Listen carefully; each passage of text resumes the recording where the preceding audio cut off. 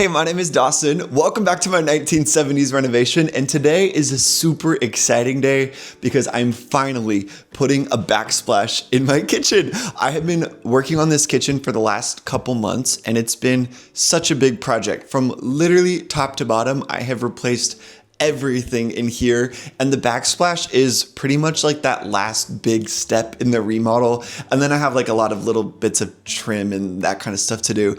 But if you're new to do-it-yourself projects and home renovations and you've never done a tiling project before, I think this is the easiest type of project to get started learning tile with. So what I'm gonna do first is I'm gonna clear off all of the stuff from my floating shelf and on the counter, and I'm actually gonna go ahead and take off the faucet as well, just because it's gonna be so much easier to do that without it. And so my plan for today is just to get this side of the kitchen done under the floating shelf, and then if I have time, I'll also work. Wow! Okay, that was scary.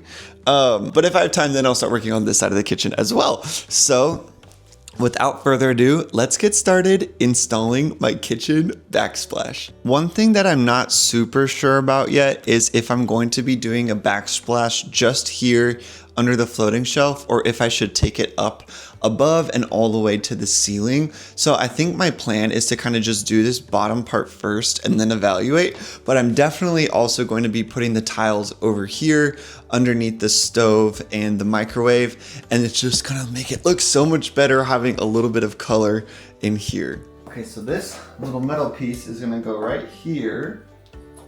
Wow, just barely fits.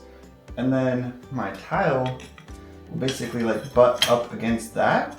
So then you don't have just the raw edge of the tile showing when you walk by. This is like perfect. Cute. Now I just have to attach this to the wall.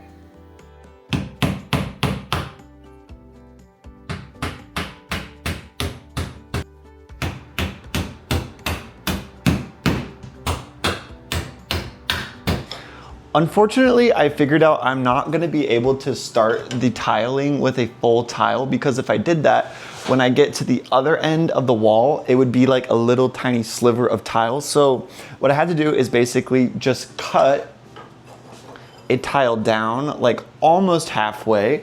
And so if I start this way, then when I get to the other side, it'll be even and it will have like equal spacing. But just make sure you do a little bit of math before you start putting your tile up. So once I got that figured out, then I went ahead and put on this little edging here so that the edge of the tile will be basically covered up by that metal piece. So I think I'm ready to get started.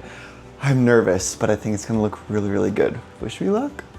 Okay, I got everything set up and now it is officially time to start putting the tile on. I'm gonna be using this pre-mixed mortar because I really don't like mixing stuff myself. So this will just make it super fast. Basically what I'm gonna do now, just take my little trowel and I will take some out of here, put it on the wall, and then literally just squish the tile into it. It's that easy. So let's get started.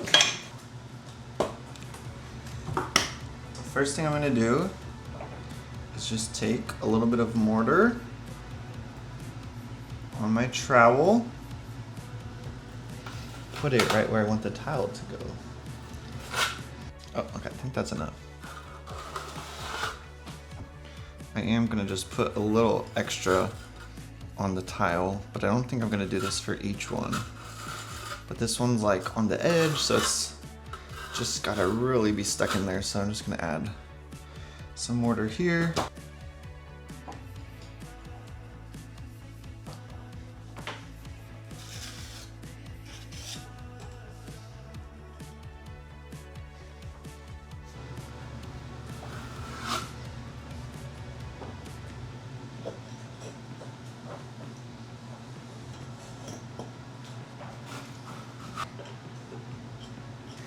I just decided I'm gonna put a little on the back of each tile. I don't know if it's super needed, but I just figured it can't hurt, you know? Wow, this is looking so good!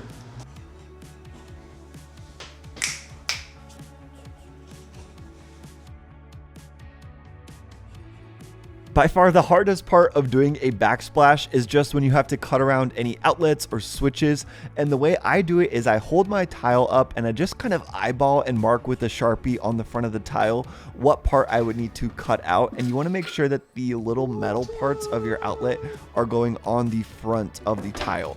To make all my cuts, I use a tool called a wet saw. So there's actually like a pool of water underneath this saw that it flicks up and puts on the tile so that it keeps it wet while it's cutting.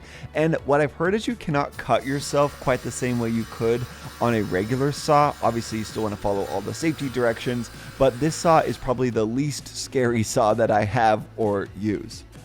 After I get all my cuts made, I just bring it back into the room, and then like I said, you want to make sure you get that little metal clip on top of the tile before you screw it all down. I'm loving it so far! Honestly, it's really therapeutic too, like just so satisfying to finally be on this step of this project.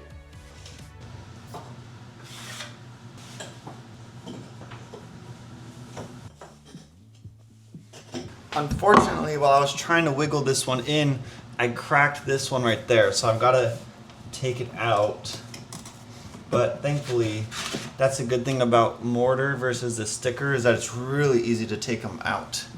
So I'll just have to recut this, unfortunately. Wow, perfect fit!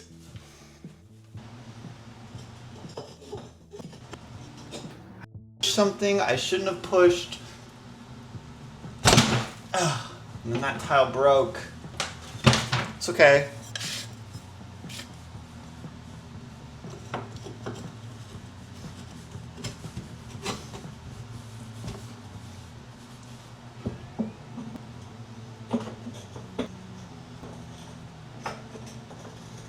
Okay, I'm officially done with side one, part one of side one. I did everything underneath that shelf, and it's honestly looking so stinking good. I am really tired though. It took a lot longer than I expected, but that's okay. I am going to start doing this side where the stove is, and it's a little bit smaller, so hopefully I can get it done today. And then what I really need your help deciding is, do you think I should put tile up there above the shelf and just do like a whole tile wall? I'm leaning towards yes, but I'm curious what you would do in the comments. But yeah, I'm gonna just try to power through and get this side done. The hard thing about tiling is you have to wait 24 hours until you can grout. So I'll be without a kitchen at least for a couple more days while I finish all this up. But major progress, it's looking so good.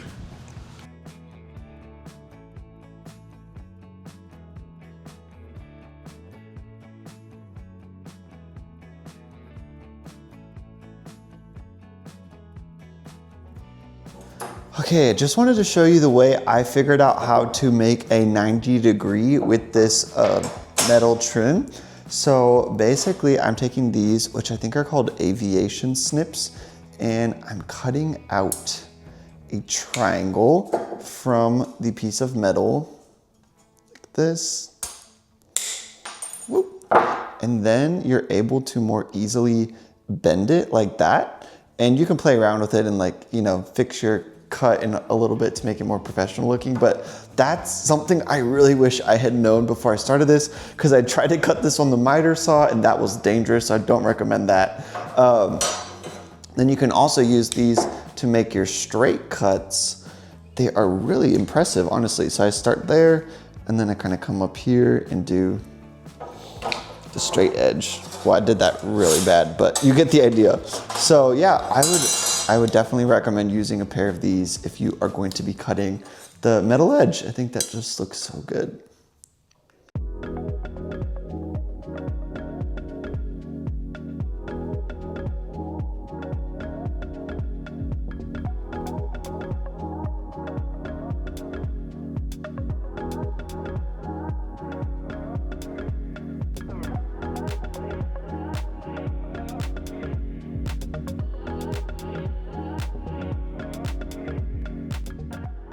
The day starts like the rest I've seen, another carbon copy of where I've already been. Open it up, change how it's seen, I suppose. And now I'm happy.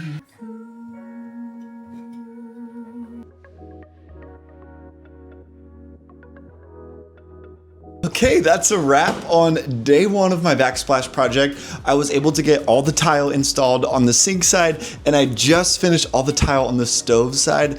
And I cannot stress this enough. It feels like I'm standing in a completely different kitchen. Like, what a difference color and tile can make. So I cannot do any more today. I'm exhausted. But I'm thinking about maybe doing some more up there by the lights. I'm not sure yet. I'll probably put it on my Instagram and just see what people think. But yeah, lots of big progress today. Unfortunately, you do have to wait 24 hours for this to dry fully and like cure before you can do the grout. So I'm a little stuck for now, but I feel like a big weight off my shoulders, like having this much work done. Yay!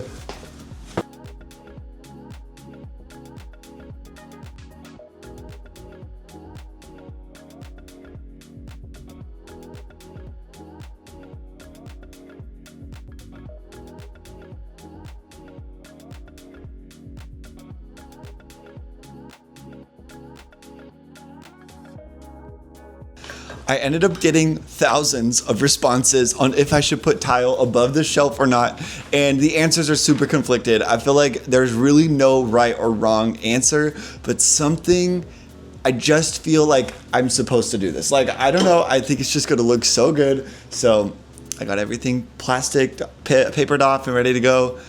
Hope I don't regret this.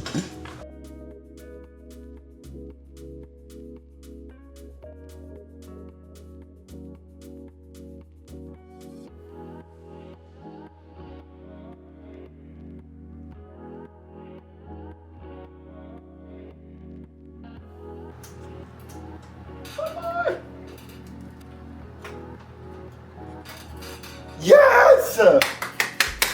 Okay, this looks so good. Let me bring you over.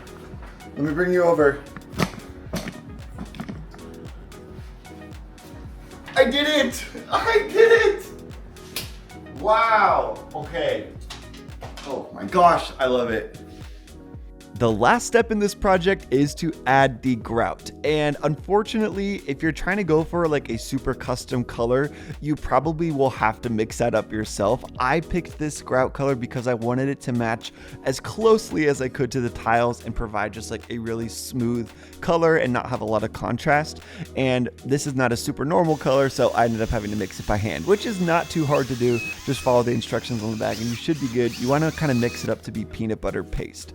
And then what you do is you take your little grout float and you just basically smush this into all of the cracks, wipe it off all the excess that you can, wait for it to dry just a little bit, and then you just clean it a bunch of times until you get all the grout residue off.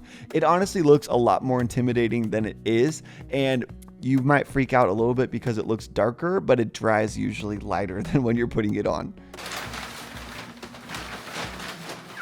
It looks so good. Oh my gosh, I'm loving this. The very last step of this project is to add your silicone, and you want to make sure you do this in between, for example, your tile and your countertop, so that if any water spilt back there, it couldn't seep back in through under the tile and kind of like mess up the wall or something like that. After getting everything cleaned off, I use tape to make sure I get super clean lines when I'm doing this. It's an extra step, but I promise it does make it look a lot better. So I did, like I said, that countertop area, and then I actually also did in between the wall and the tile and in between the tile and the cabinet, because you can't get the tile cut perfectly every single time. There's probably going to be a little bit of a gap. This just helps seal it all up and make it look so much more professional. I learned this weird hack online, but if you actually spray the silicone with soapy water before you use your finger to smooth it all out, it goes so much better and is way less sticky. Okay, here's a quick refresher of what the kitchen looked like without a backsplash, and here it is now.